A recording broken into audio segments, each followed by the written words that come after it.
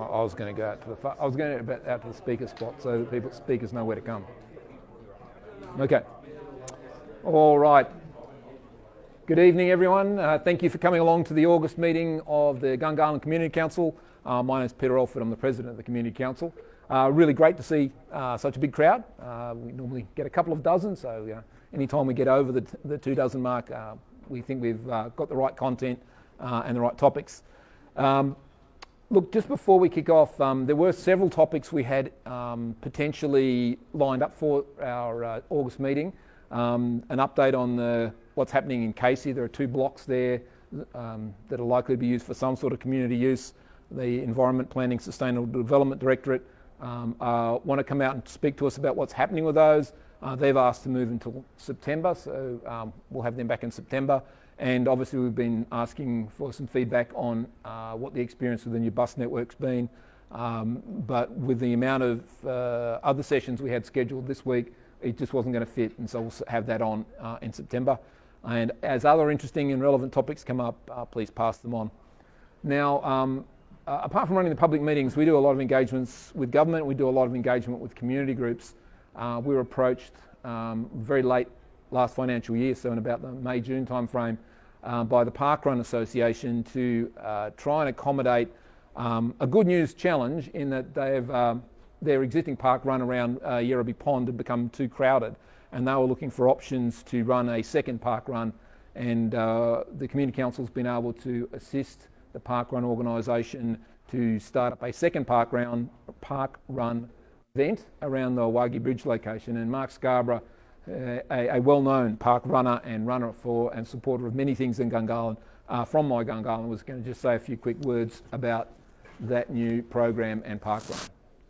And he will be very quick. Thank you, Peter. Look, I'm part of the event team for the new Waggie Bridge park run, which is basically centred around the Waggie Bridge, which is the footbridge between Moncrief and Amaroo. We don't have an official launch date yet, but we are hoping to launch very, very soon. For those who don't know what parkrun is, it is a free weekly 5-kilometre event. Basically for anybody who wants to run, jog or walk as a way of getting healthy and fit and be part of the community. It's a really good initiative. I started parkrun probably about 5 or 6 years ago now, and that's really helped me get onto a really big health and fitness journey to the point that I completed my 4th City to Surf run in Sydney on Sunday. And I've also gone on to run in half marathons and looking to do my first full marathon later on this year. And that's coming from somebody who could not run at all. I literally started parkrun just walking it with the dog, and then it led me on to actually being able to run the full 5K and go on from there. So, like I say, it is a free event run purely by volunteers. We do, to be able to get these events off the ground, we do need funding for equipment, which the main piece being a defibrillator. There has been cases where a defibrillator has needed to be used at parkrun, which has saved people's lives, and then they're able to come back and get back into the parkrun community. So on the behalf of the Waggie Bridge Parkrun event team, we're extremely grateful for the support from the Gungahlin Community Council. They have kicked in a substantial amount of money to make this happen. These events are fantastic for the community. So if you want to know more, check out Waggie Bridge Parkrun on Facebook. That's where the announcements will come out about launch dates and things like that. And if you're really itching to get involved, there's also the Gungahlin Park Run, which is on Saturday, 8 a.m. at Yerrabee Pond. And feel free to come and talk to me afterwards about all things parkrun. Thanks very much, Mark. All right, so we'll now get stuck into our program. We've got 3 sessions today, an update on the Gungahlin Cinema, an update on some of the land development releases going on in Gungahlin from the Suburban Land Agency, and a bit of a discussion about what's happening with the drone delivery service and some changes around regulatory activities. But I will kick off by asking Matt Burke to come forward. Matt's part of the team, including United Cinemas, that are taking the Gungahlin Cinema project forward. There's quite a few of the team here tonight, but I think what we'll find is that there's a lot coming, and we're all pretty excited. So Matt, clip on, and I'll get your slides up. That could work there. Does the clicker stuff. Thanks, mate.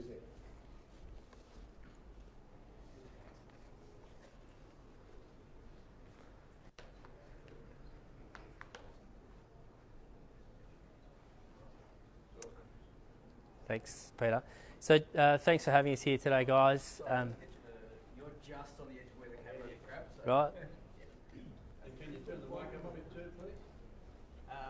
We That's- don't have an in-room microphone. That microphone there is for the live stream. So Oh, so this is not, okay. Sorry, I'll speak a bit louder. No worries.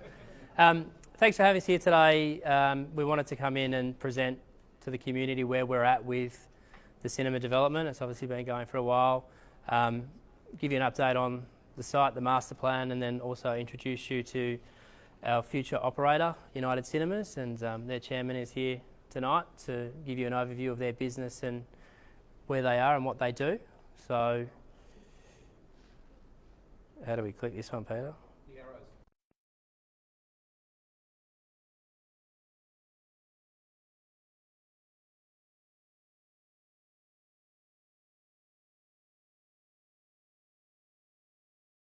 Overview of the cinema itself.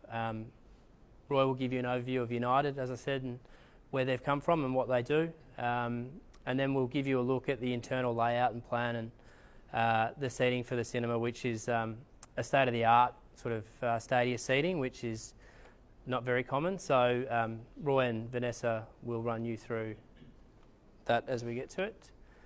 So this essentially is the precinct that we're looking to deliver over time to the community. We have at the rear a standalone cinema complex, and on the front facing Hibberson Street, a 3-level commercial building with retail activation at the ground floor, and then future stages of mixed-use development towards the back of the site and Kate Grace. As I said, so I went through that already. So the new cinema building will sit opposite this building at East Lakes here. The new retail commercial fronting Hinder and Hibberson, providing activation to the existing Coles development on the corner there, and then future stages which aren't considered as part of this stage 1 development. That's a view down Hibberson Street of our proposed retail commercial building. As you can see, sort of retail activation through the ground floor, covered walkways to create connections right through from here. You can cross across to the Coles Centre and then connect through to the town square. Glass activation at all levels, so that there's activation not just at the ground plane but also up through those 1, 2 and 3 levels to give some vibrancy at street level and as you're coming down the light rail. Obviously this is the first stage of an overall development. I mean, what we're looking to create here is a community across the site. It is a large site. Activation and permeability across the site, nice landscaping through those future stages to really create a community place that people can sort of dwell in and progress through. At the moment we've got access into an undercroft, which the guys from Oztail will go into a little bit further under the new cinema building, and then you would enter into a basement car park under the new retail and commercial building. And as I said previously, essentially you can walk from the marketplace all the way up undercover, cross over to our awning and into the new cinema building there on the bottom of the slide. So that's the vision for the site. Stage 1 is really the new cinema building and the new retail / commercial building, and we'll be looking to deliver those in parallel.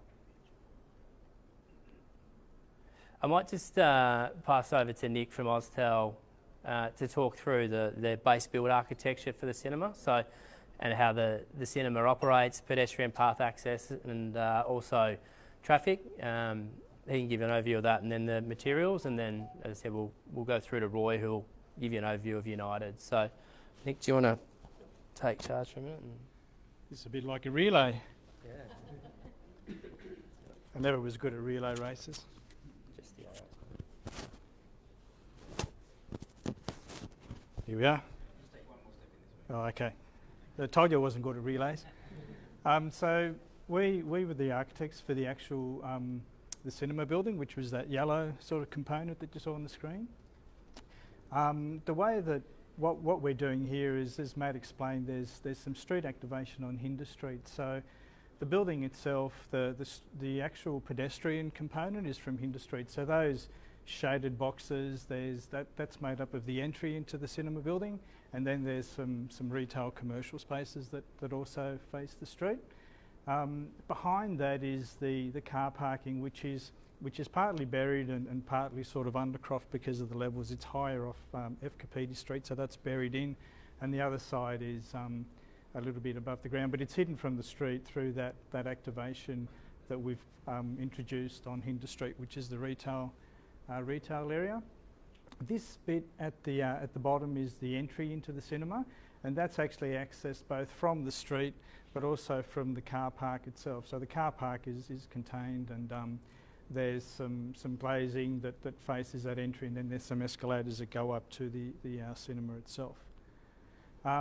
Just a little bit about the building itself. It's always difficult because the building itself is a box, and it's quite sort of there's some quite stringent requirements in terms of the parameters of what we're doing. So what we've done is we've introduced a little bit of interest in a few ways. So on the right hand side there you can see there's the entry, so we're emphasising the entry, introducing some glazing so that at street level there's activation, there's a bit of transparency into the building. And then this image on the right is what the intent is for the cladding of the building. So what we're using is a cladding material that's slightly offset, and you can see that the difference in colour is actually generated by the way the sun hits it. So during different times of the day it will look different, so it sort of gives a bit of a dynamic character to the building. So even though it's a fairly simple geometry, it will hopefully introduce a little bit of dynamic sort of feel to it.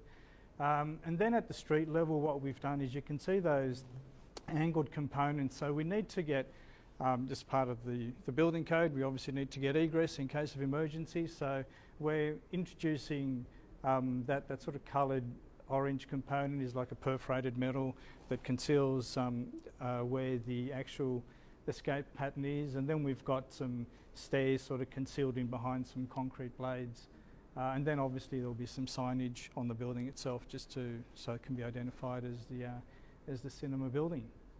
So that's probably it in a nutshell. I'll Let's grab that permanently. there you go. Thanks, mate. Much better with the relay than I am. Yeah. So as I said, one of the main things we wanted to do tonight was introduce the community to the future operator, so the guys that are going to be here running this cinema for the next 30 years. And Roy has kindly come down from Sydney tonight to join us to give you all an overview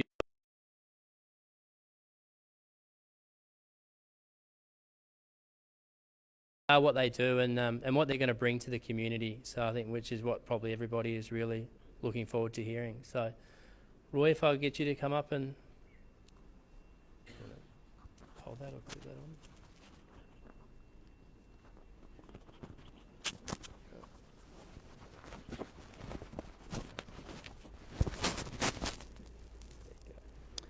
Good evening, everyone, and thanks very much for being here. I'd like to start by telling you how I got to be in cinemas. I really didn't know what to expect tonight. I was invited to come and address you. But starting from the very beginning when I got to be in cinemas, I'm a singer-songwriter. We had just recorded the 8th album with Warner Brothers, and we recorded at the EMI studios in town, where we used the orchestra from the Opera House, but they didn't quite fit in the studio, and therefore we had to have 2 seatings, and they didn't do well with each other because they couldn't hear each other. However, the recording was beautiful. We went overseas to promote it, and it did well. It charted for about 6 months. We came back and the Coleroy Cinema was for sale. So I thought, what a beautiful cinema, what a beautiful historical building to have a studio. So I went to Warner Brothers and the MI and suggested, could we have a look at that for a studio? And they actually said, it'd be a great idea as long as you pay for it. That's all right. I looked at it and it was very attractive. It was beautiful. And we had made quite a bit of money with the recording, so I thought, I'll invest in it. So while I was doing the studio, this was the Collaroy Cinema. It had asbestos roof. It was dilapidated, no air conditioning. There was blowers underneath the floor that once they were on, a cloud of asbestos dust came up, so I closed it. Anyhow, we spent all the money, and I was ready to invite the orchestra to do the first take, and my wife mentioned, could we not do cinema until Christmas? I said, well, darling, no, because to do cinema, we've got to do a lot more than just what we have now. However, it played up with me a little, and you know, us men do whatever our ladies really like. Even so, sometimes we say we are the boss, but really we only obey. And I'm one of those who obeys. And look, I went to the film companies. I thought, well, I'm going to please her. And so do cinema until Christmas. I went to the film companies to get product, and they said to me, sorry, we don't supply Collaroy, at least not until the movie is 6 weeks old. And sometimes you get it, sometimes you don't. I thought, well, you know, this is unfair, right? I'm thinking. So I took my LP in those days, because it was an LP, it was mid-80s, and I went to all the distributors, and I said, look, this is me, this is my recording. I'd like to you know, make you proud with this. I'll do very well. And they said, sorry, no.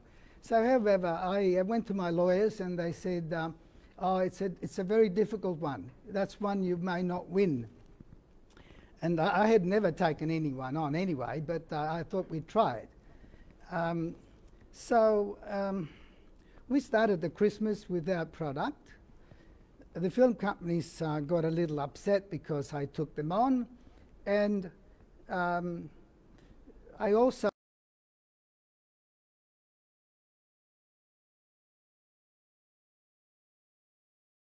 old, but some of us don't get any, and so some of them had lost their home, had lost their family, and I felt really obliged to try and do something about it. However, I went to my lawyers, and we took them on, and they told me that I could have product. And I thought, yes, well, what about the others, you know? I didn't know them. I didn't know the other exhibitors. They were independents. I was never in the business.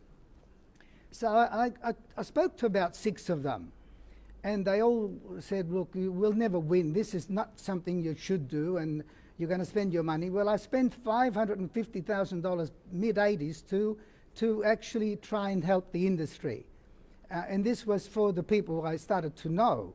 I never got anything back from them. I certainly didn't want any money from anybody, but I thought if I could help them, it's something that I will certainly be proud of.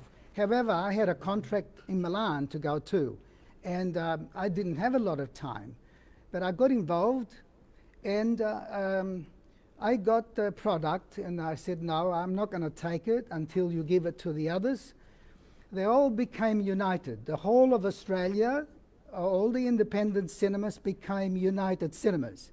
That's how United came about. I actually registered the name especially to help the independents. So I've got product. I said, no, I'm not going to take it on my own. I went and saw Professor Alan Fells with Ross Jones. I don't know whether anyone knows Professor Fells, but he was the leader of ACCC in those days with Ross Jones. Took me 9 years to obtain a code of conduct where all of the independents under the umbrella of United Cinemas all today get product. They're now not called United Cinemas. We've got about 10 sites, but they are called ACA from Melbourne. There's about 670 of them that I helped, and I'm very proud of it. But just to let you know that from Collaroy Cinema, I then bought the Avalon. This is truth. You can check it out because I'm here. I didn't have to be here. I want to be here to let you know that I want to build you the best cinema that I can. As a matter of fact, from Collaroy I went to Avalon. Avalon, I bought a block of land at Warriewood, 2-acre lot. I built a cinema, a 7 complex, and Hoyts and Greater Union at the International Film Convention, together with Dolby, together with Val Morgan at the time, gave me first prize for the cinema built, and it's there, best prize for New South Wales. So I then did the show for them. And this is Hoyts and Greater Union with Val Morgan all together. This is the industry, international. They came from everywhere. After I did the second part of the show, they called me up back on stage. They gave me first prize for Australia. And this is what I want to do for you here. I ever heard somebody say he's got crap cinemas down the peninsula. Hey, come and see them. They're not crap. They're the best in the world. We built one not long ago in Melbourne. My son is here. I was in Vegas a couple of years ago, and Dolby called me back on stage after the show to give me first prize in the world for the one at Craigieburn. Have a look at it because it'll be online. I'm only saying this to you that we can deliver you one of the best cinemas in the world. Thank you very much. Thank you. Thanks, Tommy. Do you want to just quickly go through the plans? Yeah. So I thought we'd just take you through the proposal and what we're looking to offer the community of Gungahlin, and we're very excited about this project. We've been talking about it since 2012, so we're happy that it's finally going to get delivered to you. In a nutshell, what we're offering is an 8-plex cinema, which basically has 8 theatres, and they will all be dress circle theatres. Now, what I mean by that is that a dress circle theatre is quite unique to the United Cinemas layout.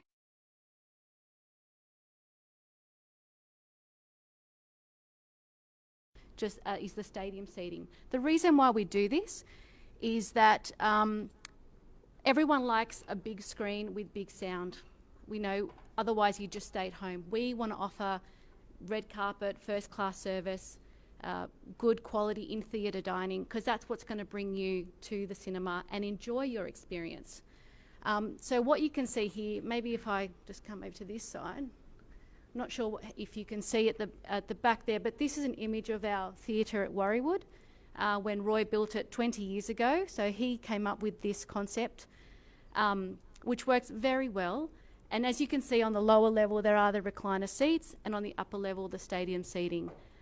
The benefit of this is that sometimes you have families with lots of children, and parents don't necessarily want to pay for a recliner ticket because they are a little bit more expensive, but they get to experience the larger screen with a larger sound, and it provides a lot of opportunity and choice. Maybe you can go to the section. So here you can see what I'm referring to with regards to the 2-storey cinema, with the recliner seats on the lower level and the stadium seats at up above.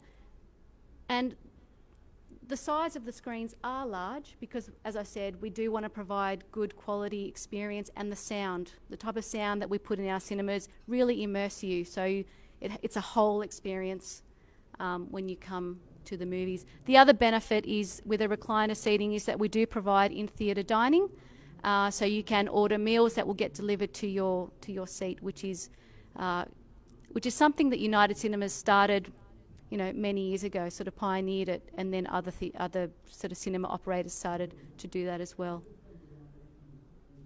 I think that's it. Probably, is there any more? Yeah, that's it. So that's a summary of the design.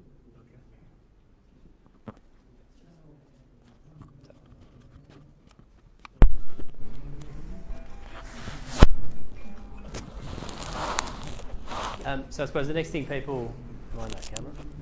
Next thing people are probably interested in is the time frame for delivery. So we had a previous DA for a scheme which I think was presented some time ago, Peter, at one of these meetings. Yep. Economic conditions have changed, so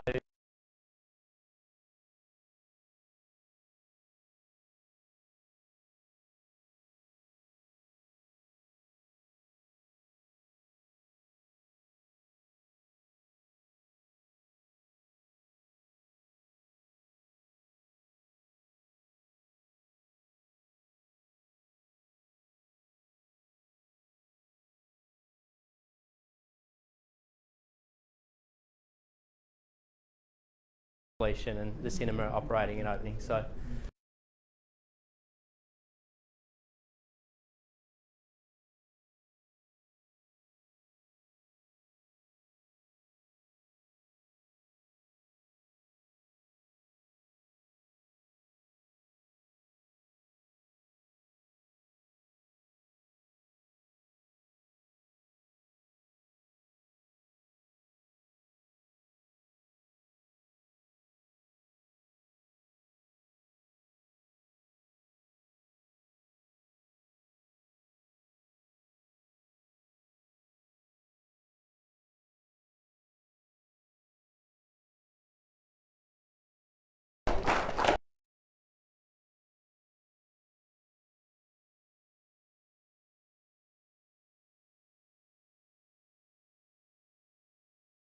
So, does anyone want to ask a question? Or okay, we'll just start here. Speaking of the microphone, we're good to go. Sure. I just want to know, you're saying that it's the double level, you've got the recliners down the bottom and then standard seats up the top because it's a bit cheaper for families. I think one of the main reasons people go to class or the away from little running kids, which sounds horrible, is it going to be made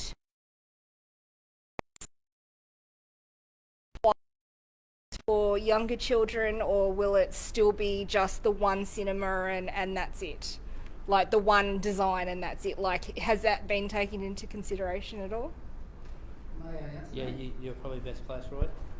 Look, with regards to having two levels, it's beautiful because mums and dads normally go out once a week or once every 2 weeks. They have dinner at their restaurant, and then they go to the ground floor where they're all recliners. Mums and kids tend to go upstairs, away from the ground floor, and so it works really well. But the sound will still be the same. The sound will, everything will be the same. As a matter of fact, Dolby Atmos, if you have a look at our Craigieburn site, we'll have over 100 speakers throughout the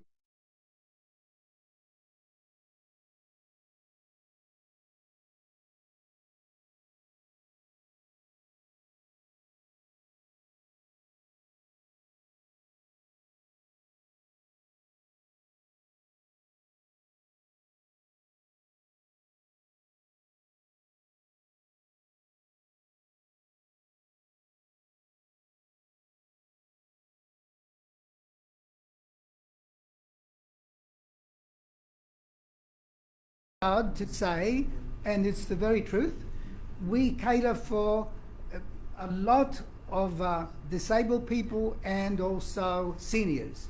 If you have a look at our site, for instance, we've had 5, 6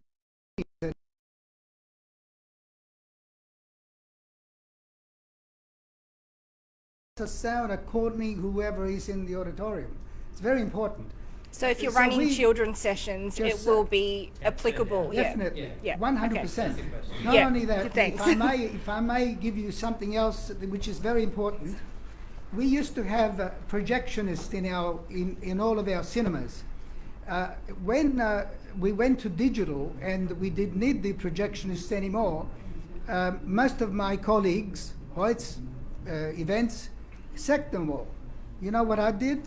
I gave them jobs. You know why? Because they're there to serve and make sure that these things do get attended to, especially sound. Thank you. All right, excellent. There's no one just here. Yep. Thanks for the excellent presentation. My name is Moinul Haq. I saw the site is quite big. Canberra is, as you all know, Canberra is well known for open space and gardens and greeneries. Have you got any provisions for any open space within the compound or nearby? In that second stage, and I'm not sure if we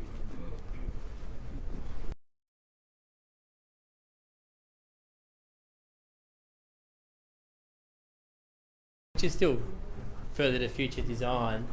The idea is to open up these spaces. I mean, it's right. You're right. It is a very large site, and to cover it with density would be a poor outcome. So, a cinema is what it is and takes up a certain floor plan. we need to get that corner working with the retail building, because if it was all apartments and everything, again, it would be a pretty ordinary design outcome from a planning point of view. So, I mean, the mass is concentrated on here, and in this next stage, it will really be about opening up these paths through, which provides that open space and places for people to be. Okay, cool. Just a sec. I've got a couple of others in ahead. Rob Turnbull. Just a question. Is the company publicly listed? Because I'm concerned you have 8 existing cinemas and you have 8 under construction. Do you have sufficient investment funds available to build all these cinemas, including... Okay. And are you on the ASX or publicly listed? No. You're not? Okay. Right. And sorry, just to follow up.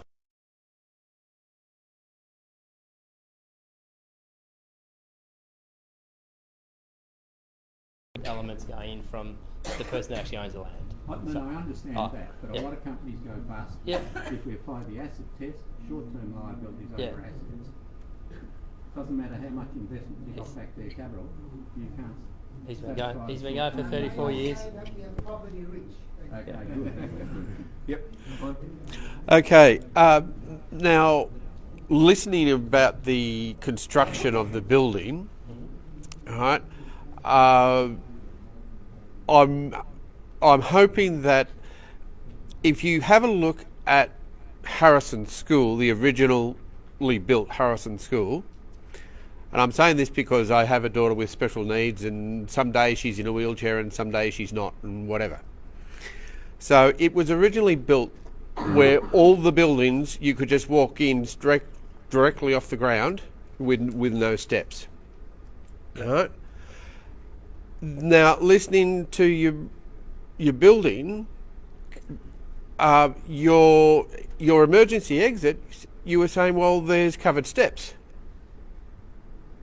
Surely we could do something better than that, than similar to the entry to the car park up in the marketplace, where it's all ramped, right? And I know this because we're continuously going through the emergency procedures for multi-storey buildings where people with a disability get stuck in the Look, the building will be subject to the requirements of the Building Code of Australia and the Disability Code of Australia, so it will need to comply with those. And which is? I'm not a BCA or a DDA consultant, so I can't answer those questions. Right, but what... It'll need to comply, otherwise we won't get a building permit to build it, and we won't get an occupancy permit to open it. So it'll need to comply with the regulations at the time. Well, coming out in an emergency, they're not going to manage stairs. No, but you can use lifts for emergencies and things like that now. So, I mean, it's not at detailed design stage. It'll have to comply with the standards, and will be up to the codes of the time. I'm not sure if that answers your question, but that's... So, just on that point, I mean, part of the DA process means the detailed, well, much more detailed designs than these will be made publicly available, and you'll have a chance to look at that. Yeah. And I would encourage you to keep an eye on the DA site, which we have on our website, to keep an eye on that. And if there's any issues then I would encourage you to jump in, because that's what that process is for. So. Any other queries? There's one over here.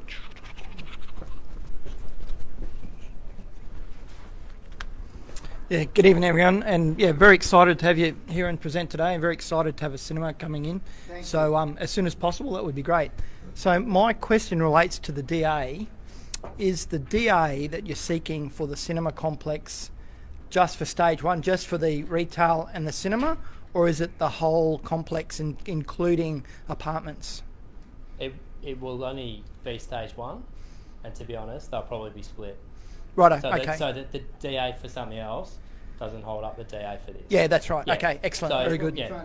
The approach would be to separate them. The community wants the cinema, push that one through, get it open. That way, if something else holds up, everything's not blocked out. So yeah, that's right. Yeah. All right. Okay. Just one question here. Okay. Hi. My name is Hari Iyengar, and I come here from a from a building industry point of view, having my own company and as a civil engineer and also doing project management work. How are you going to bring in companies from outside ACT, or are you going to prefer companies in the ACT for all this?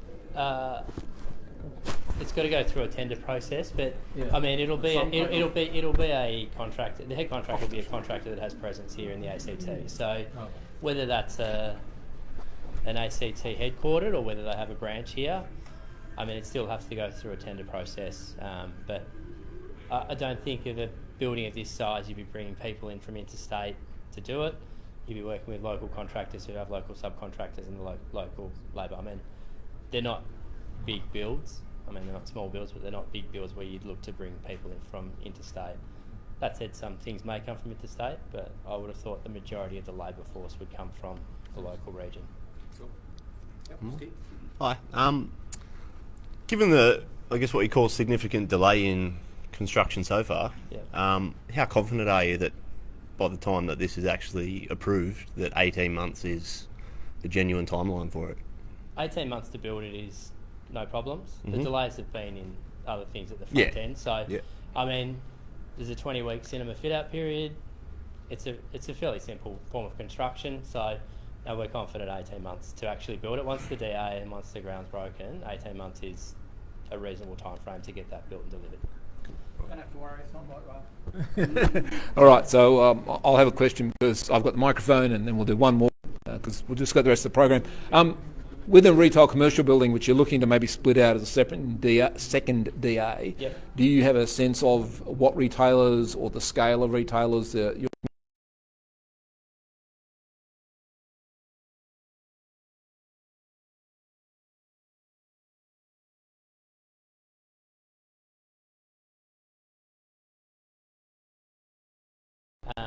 They won't be national retailers, they'll be smaller retailers, cafes and things like that. So you've got the core for that building which will sit in the back of it, so really it's a sleeve of retail.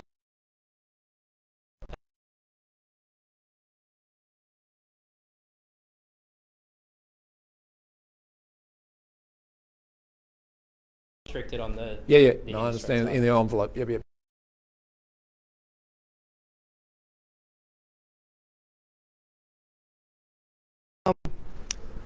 I think most people here would agree that traffic hasn't been handled all that well around Gungahlin. What sort of traffic management have you got in place for around this development? The traffic management. When finished or during construction? Well, both, but when it's finished, like you've got the underground car park near Target where it's a mess for people trying to get out because... Target or Kmart? Kmart, because it ends up as gridlock.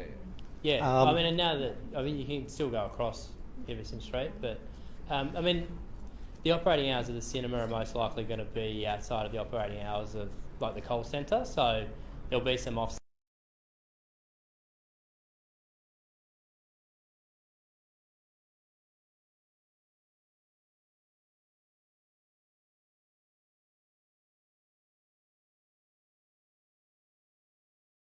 Industry escapades, so it will add traffic to the road network.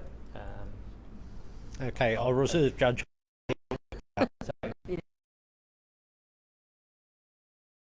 Through the traffic.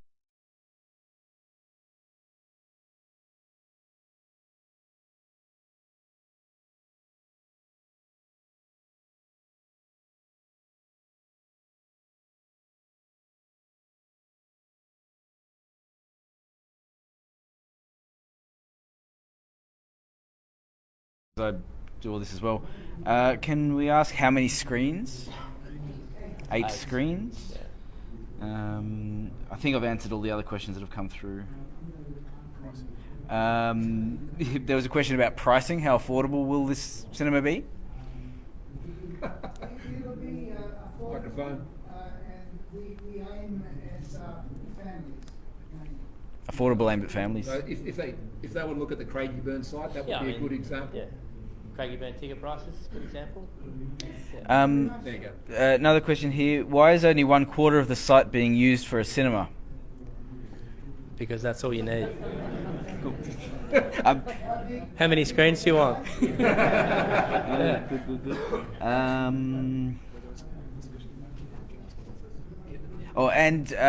Some of the slides have been hard to see through the live stream. Is it possible that we can get a copy of them for our website, or a cut down version? Can we talk about what we can give you? Yeah. We can. I don't want the whole presentation to go on there, but that's fine. We can assume probably so. supply you with some information to put on the website. That'd be great. Yeah. Sounds good. Is there parking? Yes. Yeah. Good. 130 spots. Yes, there is 130 spots of parking. That's it from good.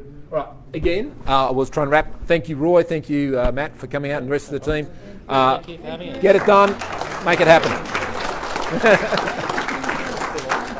All right.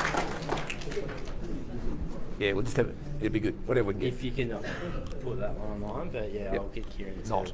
Yeah, don't put the whole presentation on, Okay. but I'll get Kieran to...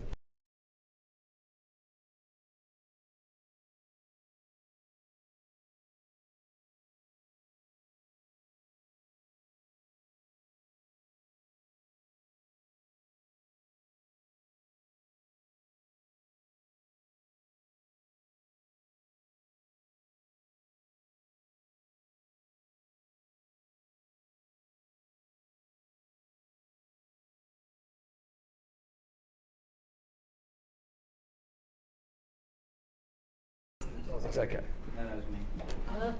G'day, Tom. How are you? Good to see you again. Well, good to see you. We're just having a technology moment. You want to clip on? The clicker thing. I'll get your slides up in a second. The clicker thing does the clicker thing. I'll let you clip on. So hold that. Yeah, this just floats. Stick it on where it fits, as they say. Beautiful. It's grabbing that.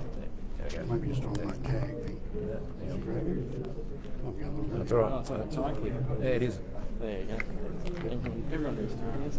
There you go. Clicker thing. The arrows do the arrow thing. How are we going? Yeah, we should be good. All right.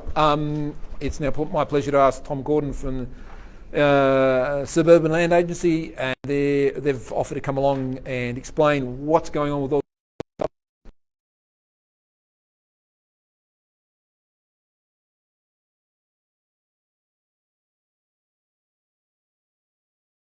How are you? Haven't seen you a long time. Typical.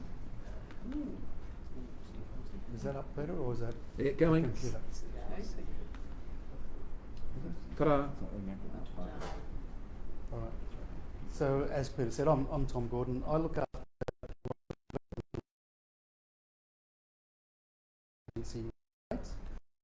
Paulie here. His focus is Gungahlin. So I'll give you a quick overview of the land release program, and there may be people in the audience that are not aware of the government's land release program and the SLA's involvement in delivering that. And John will then talk more specifically about the developments that are occurring in Gungahlin primarily this year. So, I think I've got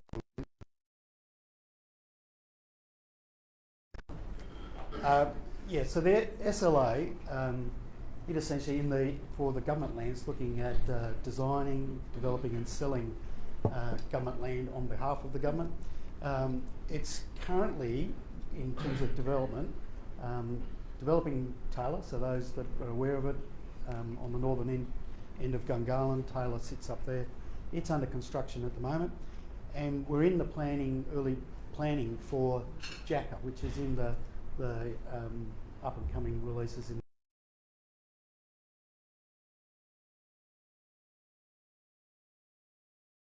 Gungahlin as the major areas where we'll be doing releases. There are some smaller releases. I think I'll talk later about the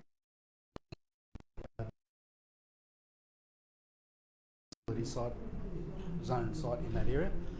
And aside from what we're doing in Gungahlin, we run a lot of the greenfield developments in other areas of the city. So primarily in Molonglo Valley, we work with a joint venture partner out at West Belconnen, which is a large development front, and then through the other town areas aside from the city, where the city is actually managed by the CRA, who look after that precinct, but the SLA looks after the rest of of the ACT. So the land release program it's a government document that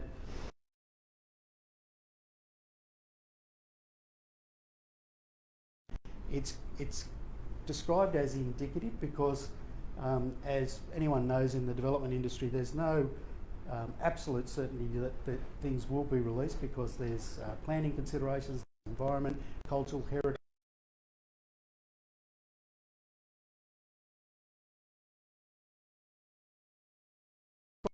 Indicative plan, but it's very useful for members of the public, people that are in the development industry, and people external to Canberra.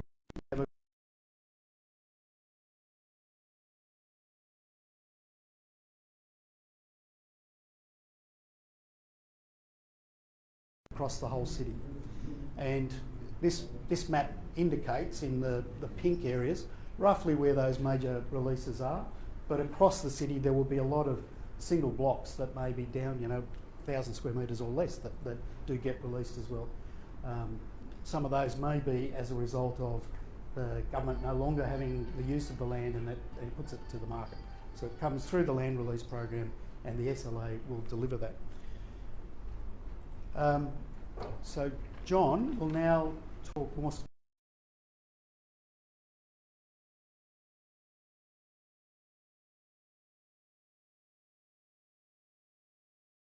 to transition across. Thank you, Tom. See if I can get this clicked on so it's a bit easier. Yep, got it. All right, hello Facebook and hello everyone. Thanks for having us along today. Tom's sort of explained how the land release program comes together. The government issues it to the Suburban Land Agency, and we're asked to deliver on that. So the first thing we thought we might talk about is the Gungahlin Town Centre.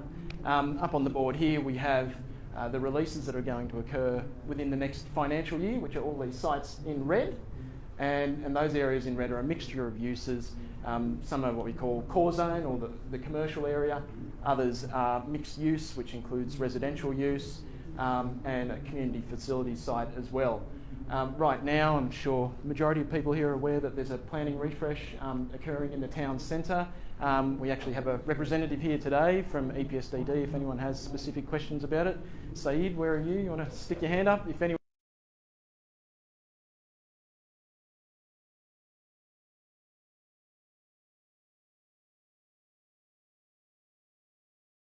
These sites to the market, I think it's important there's some considerations, especially with community use sites. The remainder of the sites in the 3 years of the program are highlighted here in black, and the majority are in this Gungahlin East precinct, but there's also a site closer to the other residential former business. Is our largest subdivision that's being constructed at the moment, and we're nearly finished with stage 2 and stage 3. So Taylor's broken up into 3 stages. The first involved what was an excellent outcome, I think, for the development and the community, the delivery of the Margaret Hendry School, which is currently a primary school, and some of the supporting multi-unit uses and single residential areas. So right now we're in construction in stage 2, just about to finish in this area. Probably the biggest pain to most people here may be some of the traffic changes that are through Horse Park Drive, but I'm a Gungahlin resident as well, so I've suffered through a lot of the traffic changes, and I couldn't be more grateful that Capital Metro is now complete and that we are complete in the Gungahlin Town Centre as well. So the last stage where you see active traffic management, which is along Horse Park Drive here, this stage is due to be finished around January, so hopefully soon after you'll see some of that traffic management get pulled away. Right now we're working up in stage 3. There's 2 little parcels up here, and we have a land release target of 200 dwellings this year and 591, I think, the year after. You can see largely from Taylor that we've got some good community services in the area. There's the district playing fields, which will be funded and completed by Sport and Recreation. Margaret Hendry School is open, but it also has a substantial amount of expansion space. I think is it 7 hectares, Tom? Somewhere around that? Total is about 11 hectares. Yeah. So we have good expansion space, I think, following some of the earlier examples with education. There is a local shop site, there's a community site as well. which will be released in this year. The community site, from memory, is next year. To move on to Throsby, which is an existing suburb, I'm sure most people have driven past it.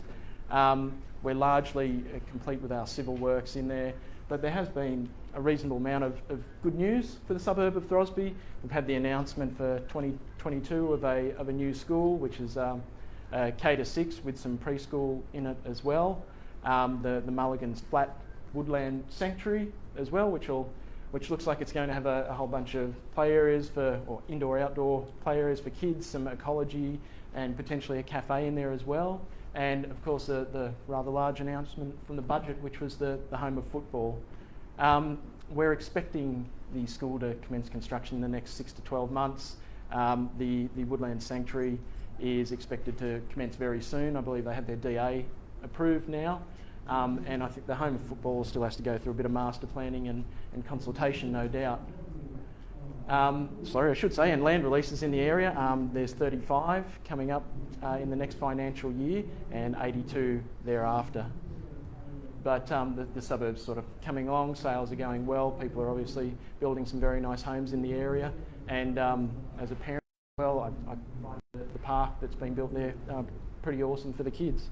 Home of football, can you just go back? Yeah, yeah. So it's going to be up the top where the actual riding is? Yeah, that's right. Yeah, okay. So just the other side of that last, where you see the last intersection, and it's open, flat, old farmland space. What's that hilly there?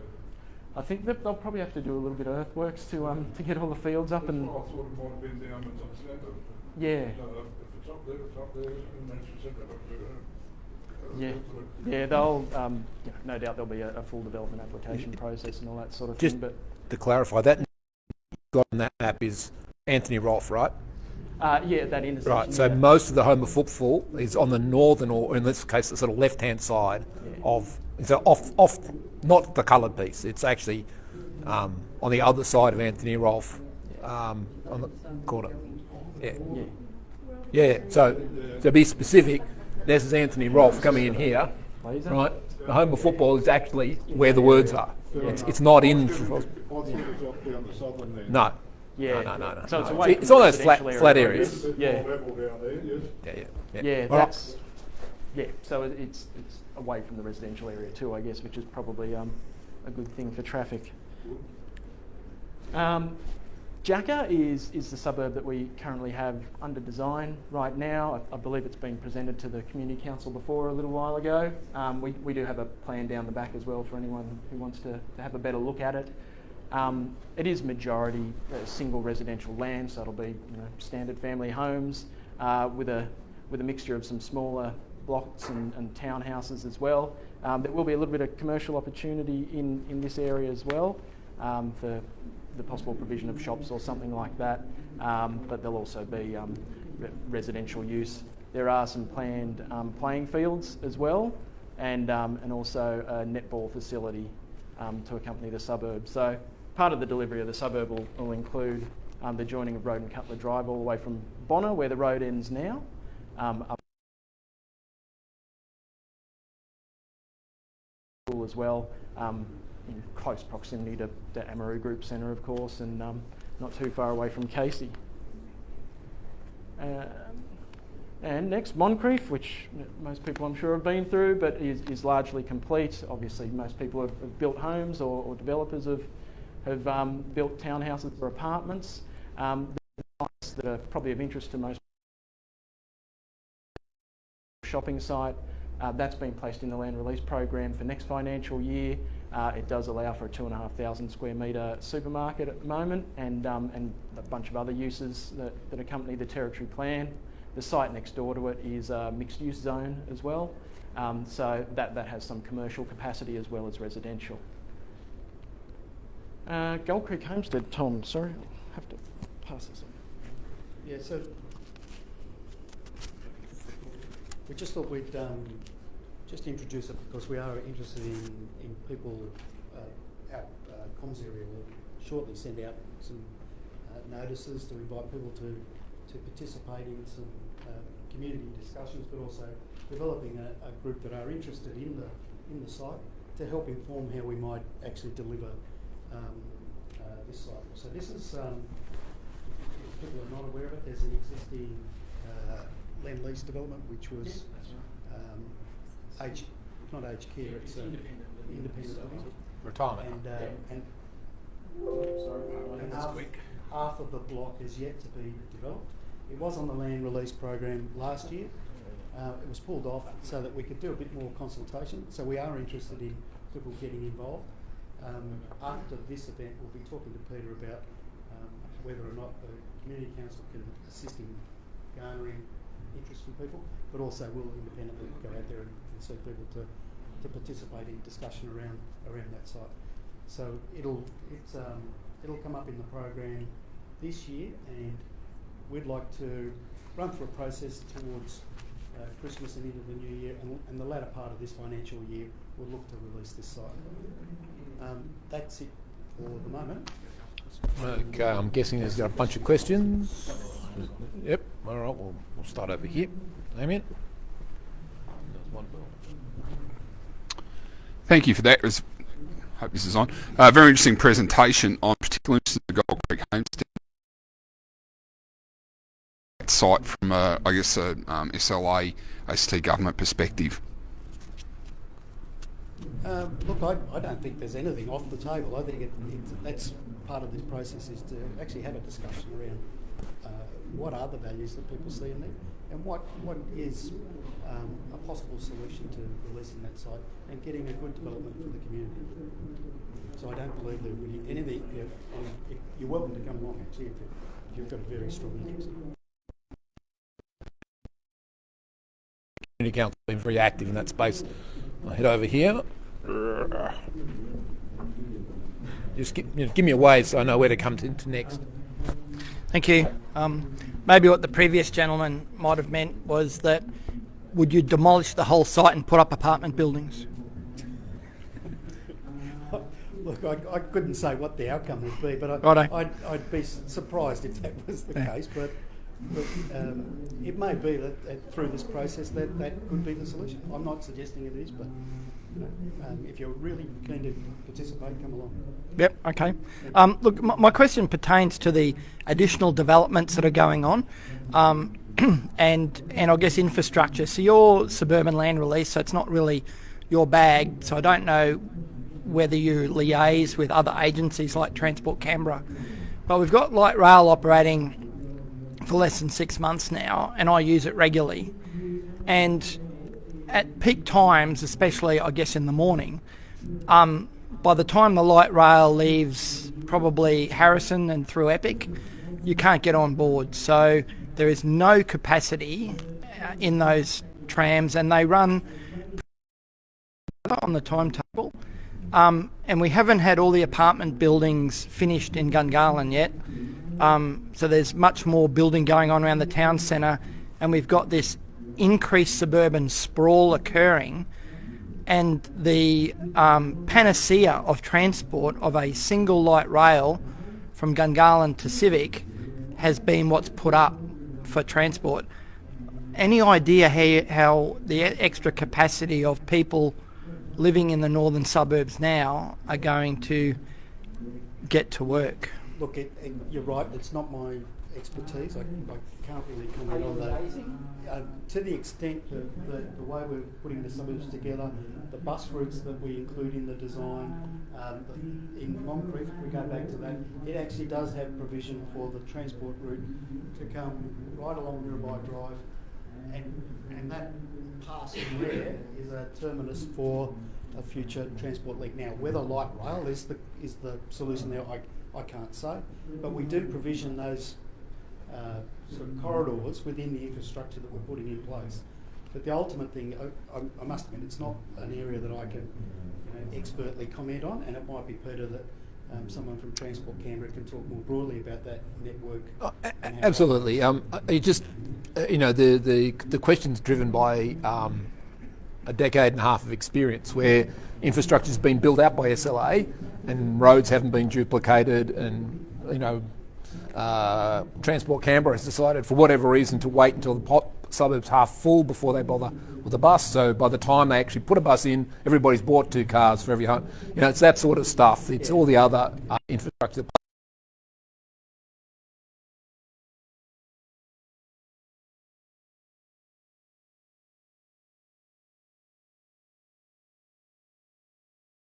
Yeah.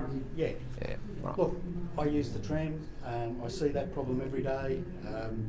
It's great in my view that there is a tram. I'm privileged to use it, but I get what you're saying. Yeah. And it may be that there is someone that can talk more broadly about that. No, you know, we have them in the barrels.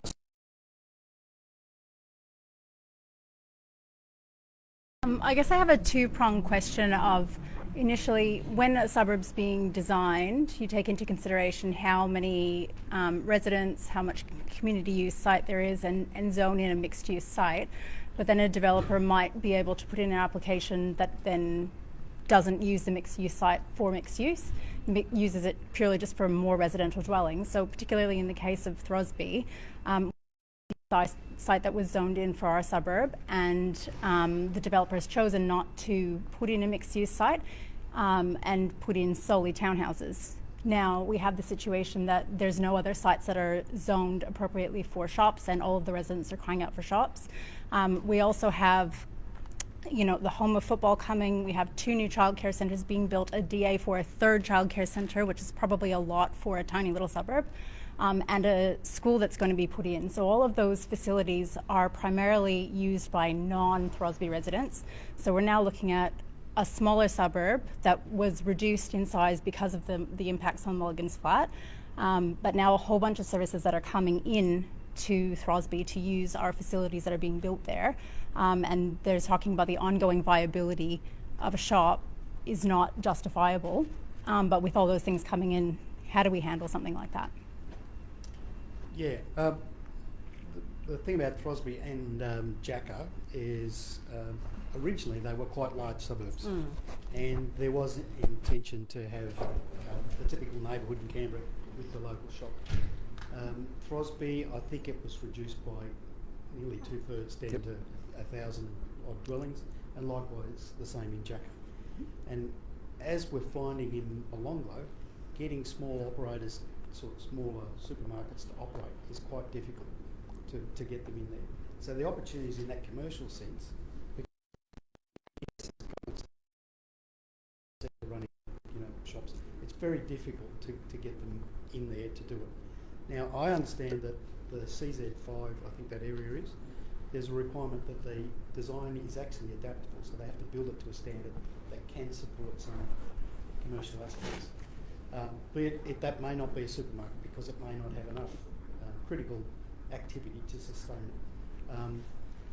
I honestly don't know how you get commercial activity in those smaller areas, because it's really the operators like Roy here that came in and, you know, he can see the opportunity. They are investing their money and they really want it to be viable. And there's nothing worse than having a shop closed. Like through Belconnen, there was a whole series of those in the 80s, and it's not a great thing for the suburb. So I'm sorry, I can't have the direct answer to the question. Okay. That's a good question. Henley had one. Hi, thanks for coming tonight. I've got 2 questions. So on your Moncrief side, you were talking about the shopping centre that's going to come, or do you know exactly where that's going to be? Oh, yeah. It is probably going to be hard for anyone placement to see, but it's a site right here on the corner of Horse Park Drive, so it's immediately opposite the school. Oh, opposite to the school. Okay. Yeah, so if you drive past, you can actually see the site. It's quite large. Well, there's 2 sites, but yeah. So it's going to come on. So both sides going to have the shops. So just that side. Okay. Yeah. There is provision for a small shop in Taylor. Okay. But, I would have to think it'd be a very different nature to what would be here. Okay. You've got 2 group centres either end in Casey and Amaru as well. Excellent. Thank you. The next question I got. So the trend in Canberra at the moment, like when you build a new suburb, you know, the Osborg Drive is pretty new, near the Moncrief and stuff, but we still need to break it in, you know, to accommodate Taylor and stuff. It wasn't even 2 years old. So is there a plan for future, like, you know, okay, how about we have those extensions, you know, build those extensions rather than breaking. At the moment, you're just ripping off the road in Osborg. So I'm not sure whether when you're going to build the plan, you know, the stage 2 of Jacka, so is that going to be the same issue? What's happening now? Talk about not what short the question is what the duplication or No, is no, that- look, the issue is, Tom, it looks like the people building Horse Park Drive didn't speak to you because they built it, and then you guys have come along to develop Taylor, and you've had to rip parts of it up again. That's the perception. Yeah, the process of Horse Park Drive, it's progressed in stages. As I understand, the duplication at the top of the arc, which is at Taylor, is not required because the traffic volumes go away from that area. So there's not as I understand, not a need to duplicate in terms of traffic volumes at that point because it goes across essentially the face of Taylor back around to Casey, where it does come back out into duplication. Now, I cannot guarantee that it might need it at some point, but as I understood it when it was designed, it didn't have that. But I must admit, when we're doing Jacka, so this is Taylor, I think Jacka, the first bit down here, we did have that issue of the duplication from Ford past Bonner to Jacka being an issue because it was originally built as single lane. Now the rapid growth in North Gungahlin probably did facilitate people not being ahead of the game, but certainly of late there's been a great effort to try and duplicate the important parts of it as it leads back down towards the Barton Highway. Yeah. There's a piece around duplication. There's a piece around why do we keep tearing up roads that aren't that old to add a roundabout or to add a slip lane. Surely, there should be some coordination around what the SLA plan to do and what the roads are doing. So we end up building a road, and 18 months later, it's being torn up. This is what you were talking about before with the active traffic management. That road's a very new road, and yet for whatever reason, it has to be modified. I understand the issue that you're talking about, and in planning we do try and address those things, but it is generally the case that you find as we progress into a new suburb, the detail of where those intersections are actually going to land is not fully understood at the time we're developing it. So, for example, the one in Taylor, there's a left in and left out, which is occurring. If you go back to it. There's a left in and left out that has to go in here to manage the traffic as it comes back into the suburb, the internal traffic functions. So when they build the road, they can't actually predict exactly where that's going to go. So you do have those issues where you're not at that point where you have enough detailed planning to formulate what the ultimate solution may be. Okay. All right. Next question over here in blue. We're just close to winding this one up. Thank you. My question will be in relation to the Trosby. So I sort of understand that the sustainability of the shops, and that's why it cannot be justified. We can have shops at Trosby.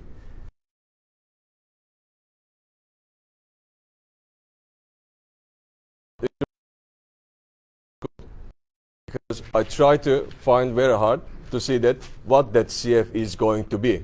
Even I found the things around at the Tennis Australia exchanges with the FYs. I search everywhere. The kids will be attending would be Harrison and Franklin.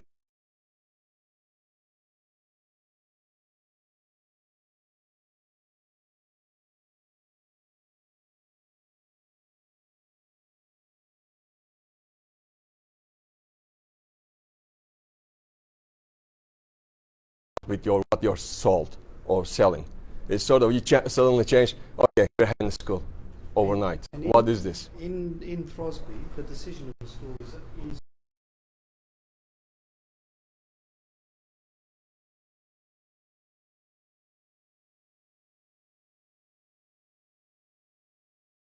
was provision there, and as the other schools in Gungahlin have developed, and the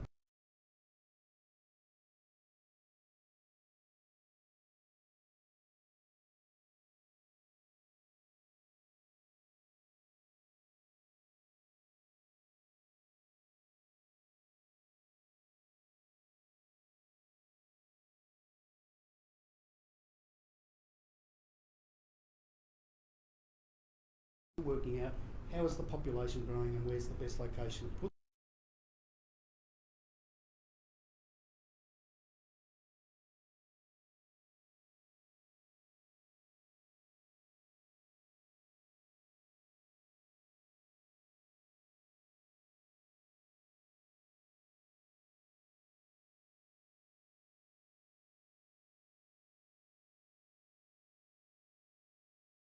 was not definite that there was a school, but as government has developed what it needs to know about how that population is growing and where the schools will go, the land was provisioned and it was able to be identified. Well, technically, you should be able to say that these are the possible options for this community facility. And if I knew that no intention to get any close to that one. And I think that you failed to communicate the information transparently in that Look, case. I fully understand that, and I think we should endeavour to make people aware that there are options that need to be considered. But clearly, side of that size would be provision for some sort of larger community facility. And it doesn't say explicitly. I looked at your legislation. It doesn't say school. It says childcare, you know, the other facilities, but there's multiple uses that you could put in. Really just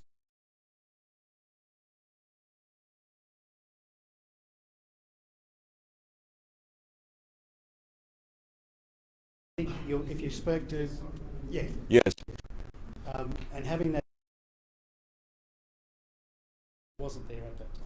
yeah, because you're selling sort of premium land there, $1,000 per square meter, pretty much. Look, yeah, it's sort of some, that the some people, expectation really you're have you know, high desire to have a school located in the suburb, and like yourself, you may not have that. The catering for those different needs is. So when we will be able to get the draft plans of that school or the development? Well, it's not something that we.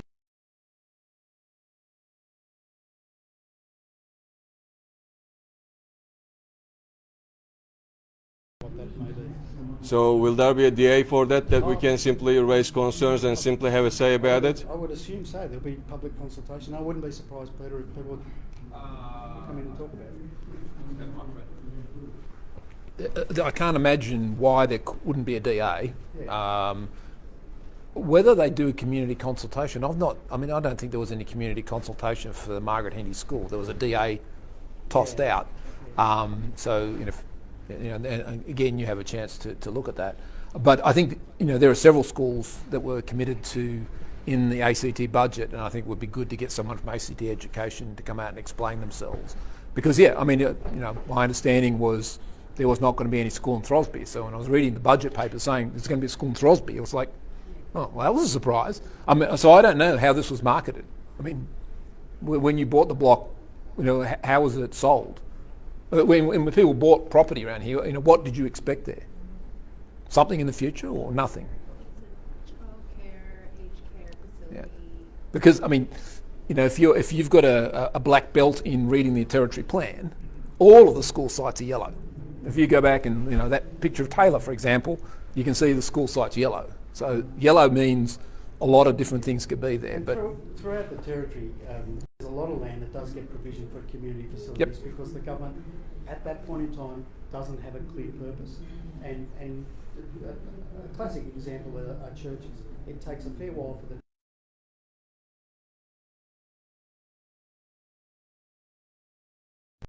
land to do that. So there's provision of land that occurs, but it doesn't have the end use defined at the time it gets created. So clearly we have to develop the residential land because as the population goes, we want that to roll out, and we have to make provision for future services. there is absolutely no question this is imperfect, right? So we had this problem when the public housing refresh program was going on, and there are areas in Gungahlin, and there was a site next to the Franklin Childhood School where everyone expected that would be left as a park. Then there was a proposal to actually build public housing on that site, and there was a very strong community reaction to that, mostly around I didn't expect that, I didn't know it was coming. And the view of that process today, and the point we made as the community council was people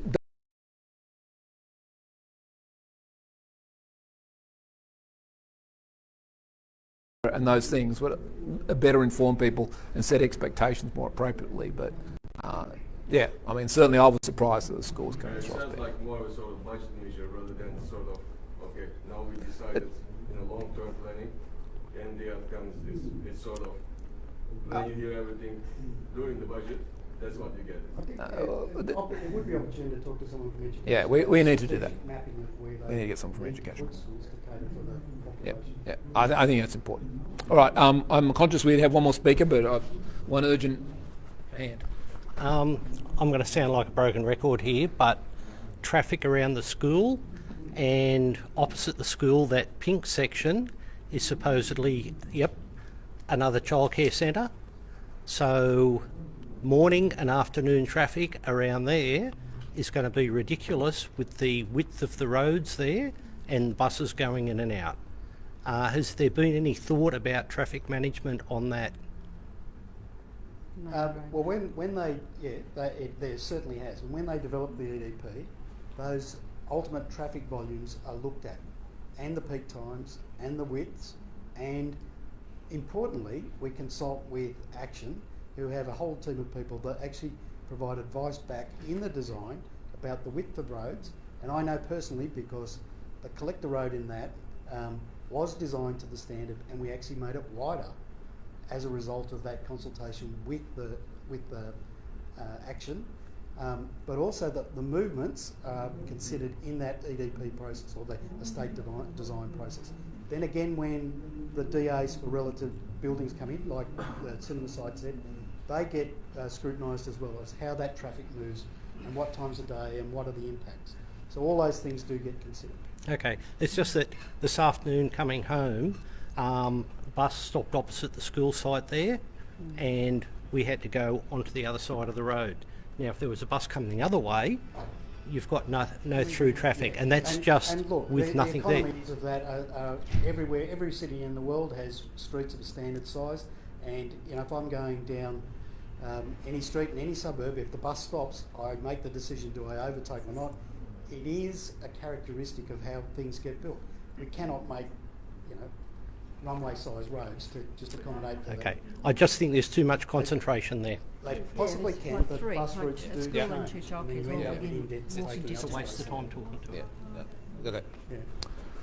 Okay. Any other questions? Yep. Sure. Just.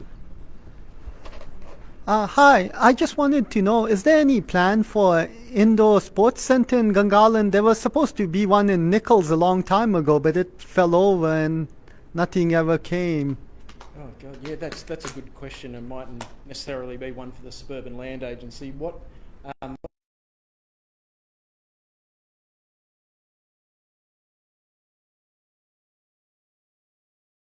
question that we get the planners to help answer. Oh, okay, cool. Okay, that's fine. Yeah, the site in Nichols was down near the Gold Creek. The Gold Creek Federation Square kind of area, but that's all of those sites are open for any developer to go there, whether it's a KFC or a Hungry Jack's, and a developer would be motivated to buy the site or not based on what their commercial returns are. So. All right, any others? All right, Tom, thank you, team, for coming along. We can use your slides on the website. Yeah, that'd be great. They're good maps. All right, so you type the letter B. Oh no, I'll fix it. I'll fix that for you.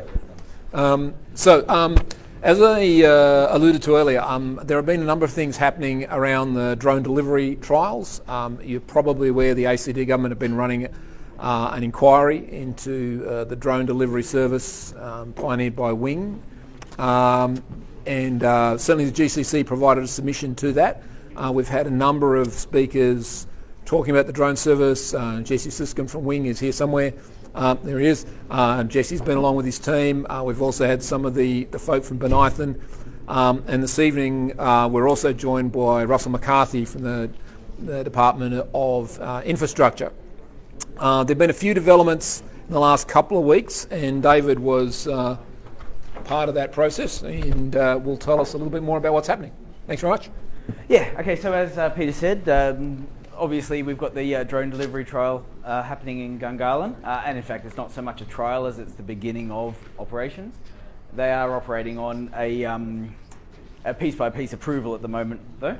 So I just wanted to update you on some of the things that we've been doing as the Gungahlin Community Council, some of the outcomes of that, and where we can go next. So back in February, we put in this submission to the inquiry on the drone delivery systems, and there were some points in it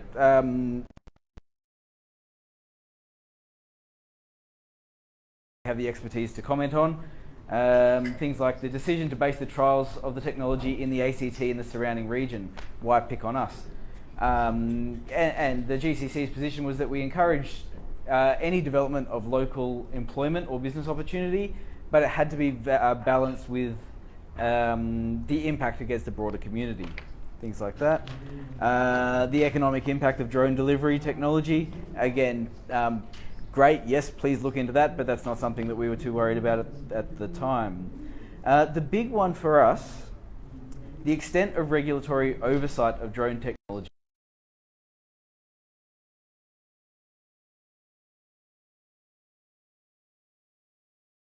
Which department we could talk to about particular problems.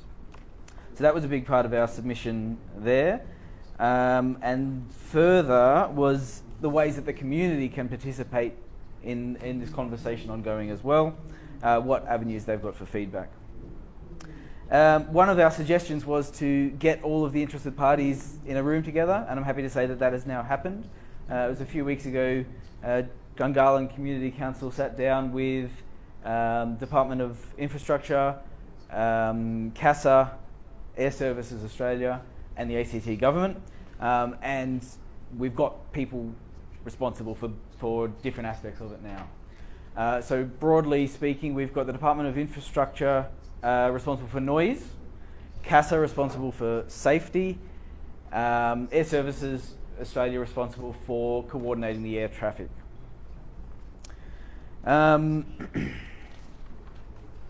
I've got a lot of information that we've got from that meeting and from other consultations, but I might see what comes out of any particular questions and answers before we get to that. One of the other big things that came from that is avenues for feedback.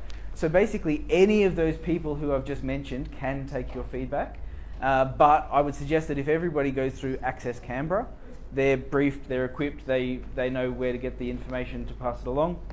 You can put your feedback through directly to Wing as well, but we're finding that people would prefer not to put any complaints through to the proponent, the ones running the drones. One of the other things that was interesting from this recent, for the first, how long was the first approval period? 4 or 5 months? Oh, okay, yeah, okay, only a couple of months there. Once these avenues for feedback have been opened, there was only 4 pieces of feedback that came from Franklin and 3 from Palmerston. So that's either nobody's got anything to say on the matter or they didn't know where to say it. So either way, you've got the solution for that now. One of the other ones is we discovered that the teams at CASA and Infrastructure and the other bodies, a lot of their consultation with the community is with the aviation community. They don't necessarily talk very well with our level community. So they're looking for our help and guidance on how to better engage with that. And one of the ideas that we had was a layman's FAQ. So we've got a lot of the information, and we've seen. I know that the drone noise is 69 decibels at 15 metres during the 45-second delivery window. But getting that information out to people, we want to try and do that in a way that people can and will consume. So what we're going to be looking for soon is particular questions that you would like answered, as I said, in that layperson kind of way. As I said, I've got a lot of other detail here, but rather than just going through all that, we've got Russell from Department of Infrastructure and Jesse from Wing over there, as well as myself here. So do we have any questions at this point? And that way I can give you the information that's interesting to you. Questions? Right, I'll just zoom over the microphone. There we go. Thank you. I live in Franklin down near Well Station Road, and so my concern relates to the flight path And I understand from the new regulatory approvals that there are now, I think there is now permission to run 40 drones per suburb, times 4 suburbs, I think, so 160 drone flights a day.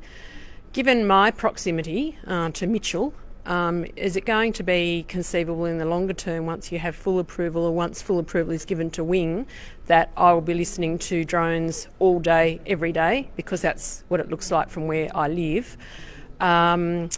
And the other point I wanted to make was that at the moment, for those of you that have heard the drones, there's a couple flying around, but my understanding is that at full flight there will be 36 or so on base, but some will be charged and some will be in the air.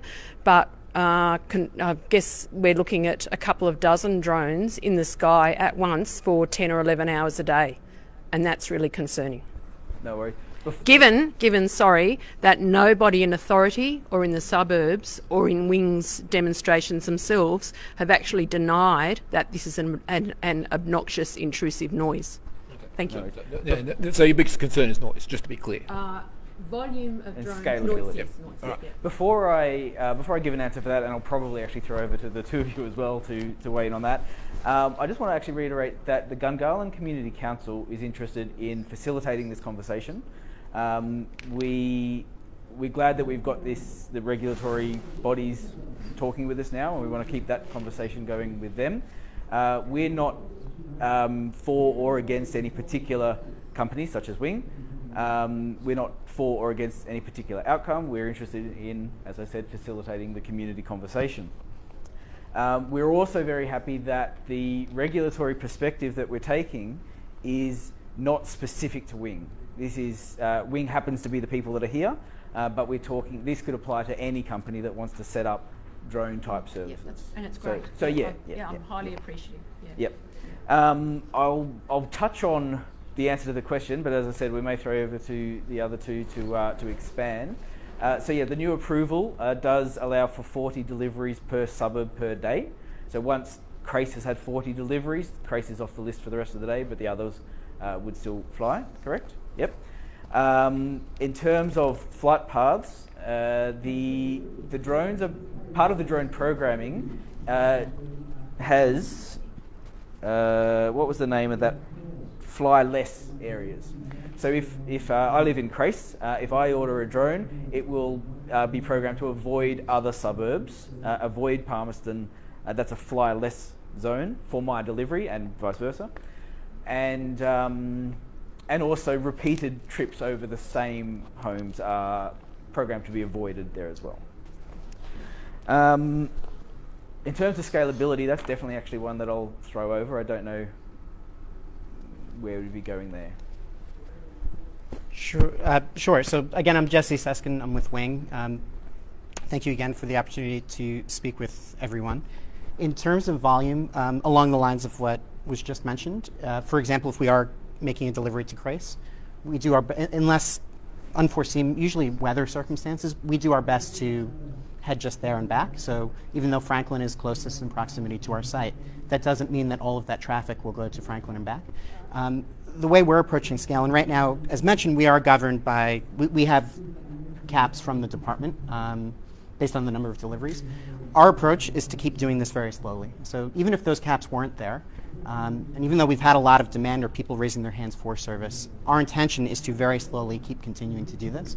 As you know, we've been at either myself or a colleague have been at every GCC meeting looking for this feedback, and we liaise also with there's some certain privacy aspects, but as much information as we can get from the Department of Infrastructure, Access Canberra, et cetera, we take that into account. So if we do see a lot of feedback coming from a particular suburb, we'll go back and look at our routing and say, oh, did we get this right or wrong? So that feedback, we really do encourage it. If people are comfortable sharing it with us, we could look at it directly. If they're not, at one of those agencies, when it comes back to us, the suburbs we're getting feedback from, we can look at routing accordingly. Fortunately, we've been operating now for a couple of months, 5 days a week, flying over about 16,000 people.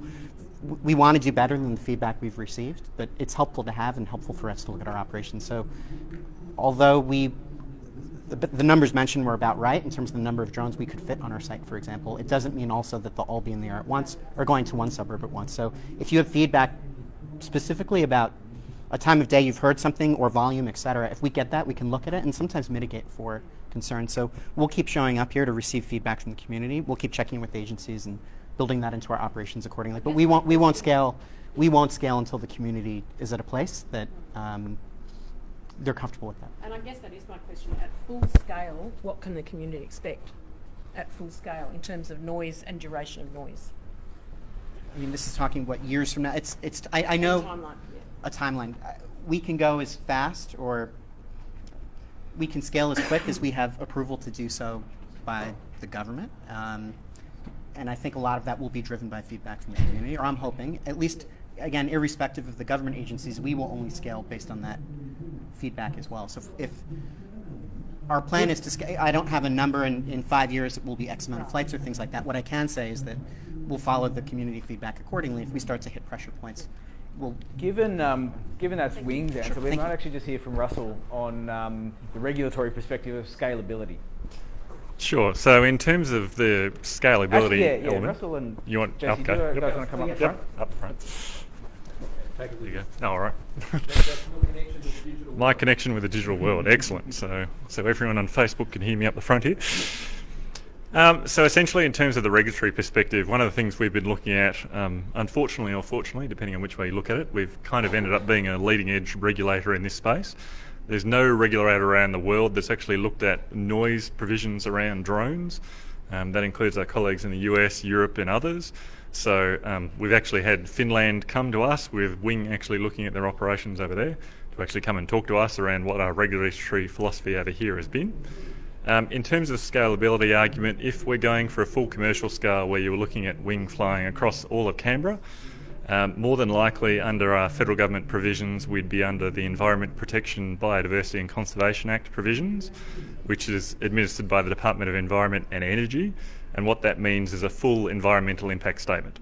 So we'd actually have to look at the flight paths, where they actually go, where protected environmental areas are, where sensitive nature reserves are, other parts in the ACT, what operating heights you would actually have for those, what flight paths would be designed in that, similar to what you would see for an airport master plan. For any of you who are familiar with the way airports put out plans every 5 years around how they actually conduct traffic, Canberra Airport are going through a planning process at the moment around their particular master plan.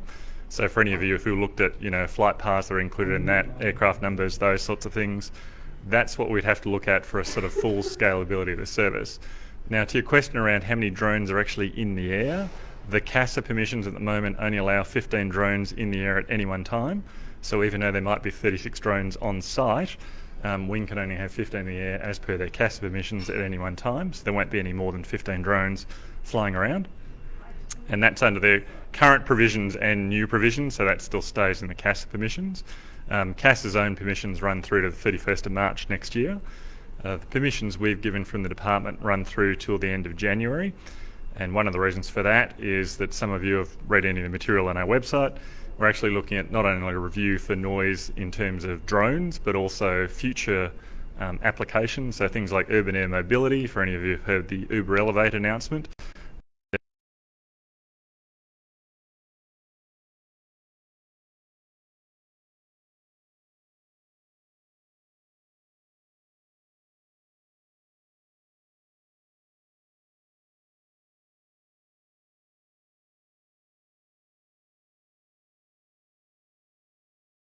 How we deal with urban air mobility and future applications of sort of different technologies. So we'll be releasing an issues paper out probably come the end of this month with the terms of reference that goes out as well. So that'll be open for a public consultation process. So we'd welcome any feedback from anyone through that consultation process around how we might actually look at the drone regulation in particular.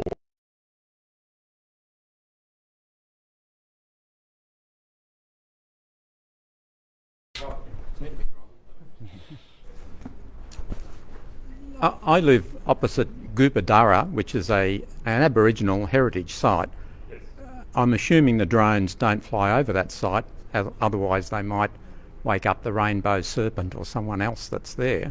What you mentioned that they avoid certain areas. Do they avoid sites such as that when they're flying? We've been working with the ACT government around basically identifying what areas need to be protected around some of those drone deliveries.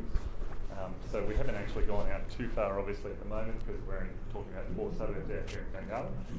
And obviously, if there was a broader application in terms of where those drones were actually going to fly, we'd work with Parks and Conservation and others in the ACT government to identify some of those areas.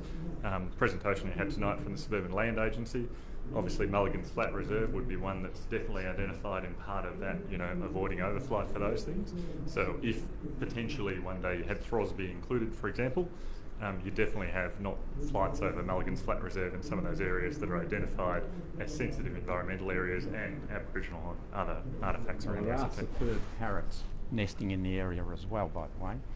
Yeah, so one of the other things I'll point out, if any of you have looked at the ACT government inquiry, one of the recommendations around that was actually to look at bird surveys in some of those suburbs. So I know Wing and the team have actually been looking at that and how those recommendations are acted upon.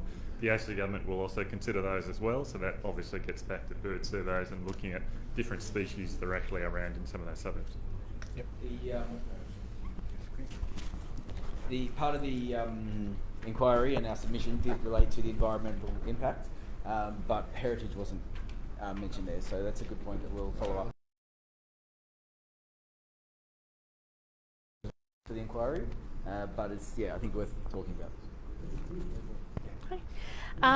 So I have a question for both of you.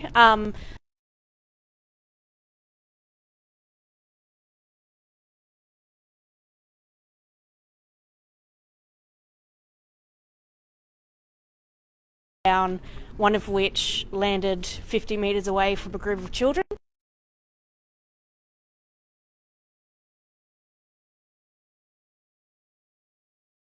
So for Wing, how are you geofencing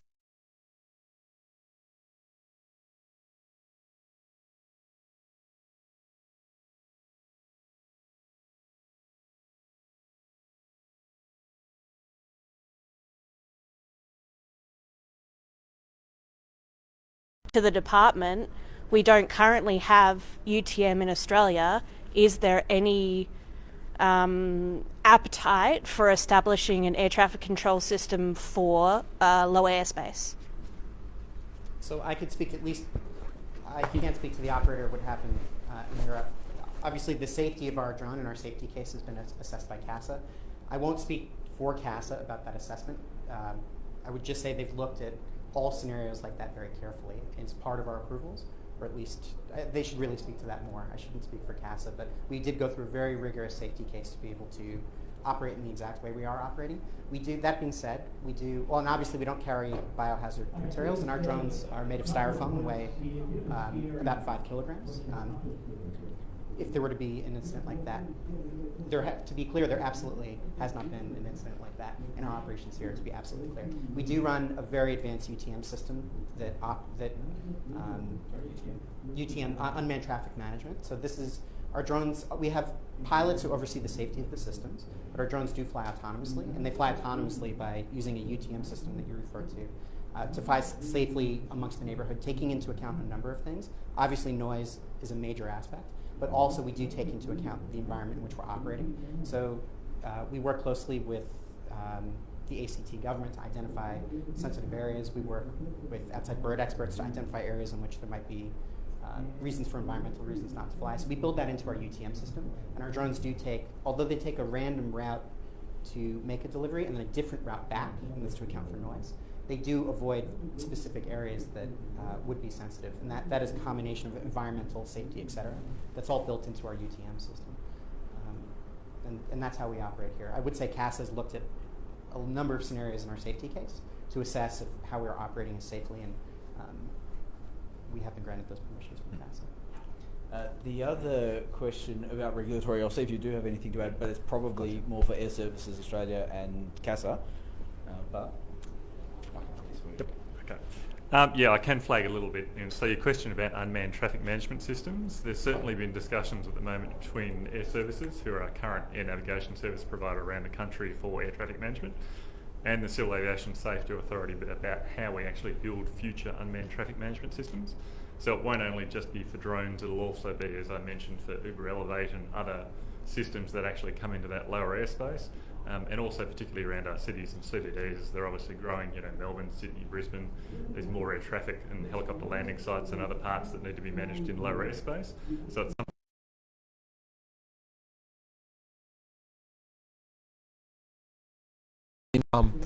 CASA, the CASA representative at the meeting that Russell convened with all those stakeholders, did give us an overview of the threat risk assessment process they went through, which my key takeaway was, one, they are very, very focused on very detailed threat risk assessment, and it was very, very, very detailed. And it was essentially the same way they assess commercial aircraft. And the mechanisms that are in place with the wing operation, put the risk of an incident at least as small as a major incident with a commercial airliner. So, it's I took a lot of confidence that there's a lot of rigorous process that's been applied to the wing operation as part of their trial. That gives me confidence that there's very strong oversight on the safety aspect of that process. Where it's, as David pointed out, there's been a bit of a hole. It's who's responsible for noise, and fortunately Russell's department's decided that they're responsible for noise and they're on it now, and we're on our way. So, yep, Damien. I've got a regulatory question, so sorry you don't get to answer this one. Wing obviously have got first mover advantage in this space, and I guess the regulatory tail is catching up now. Say the Spit Shack and Mitchell decided that they'd like to also have drone deliveries. You mentioned earlier that there's 15 maximum in the air at any time and 36 that Wing have. Would the Spit Shack guys be able to have 15 of their own drones, or would that eat into the 36 allocated to Wing? And say that took off, Binks Pavers decided to start delivering construction material by drone. Would they also be able to have a fleet of 15, or would the 36 be further portioned back and they'd only get 6? I'd sort of like I'm being a bit jovial, but I'd sort of like some idea of what the longer term or short to medium term thinking is in terms of numbers of drones that would be permitted in any sort of airspace. So I won't speak entirely for my colleagues from Civil Aviation Safety Authority, but as I mentioned before, obviously the unmanned traffic management system will definitely fall into part of that. And part of that then is looking around the safety case for any drone operator basically operating in lower airspace. And part of the reason for having an unmanned traffic management system across the board and also integrating that with upper airspace as well is then when you have emergency helicopters that basically come into airspace, you can actually deal with those. Where you've got potentially operators in and around airports, which we don't tend to have at the moment, but there are provisions in there for CASA around their safety cases if they actually go and assess those, that we need a broader traffic management system around how we actually go and manage both drones and the airspace itself. So certainly that's something that's being contemplated by CASA and Air Services around how they would actually look at that broader safety case and integration of not only one drone delivery system but potentially 2 or 3, who knows, in the future.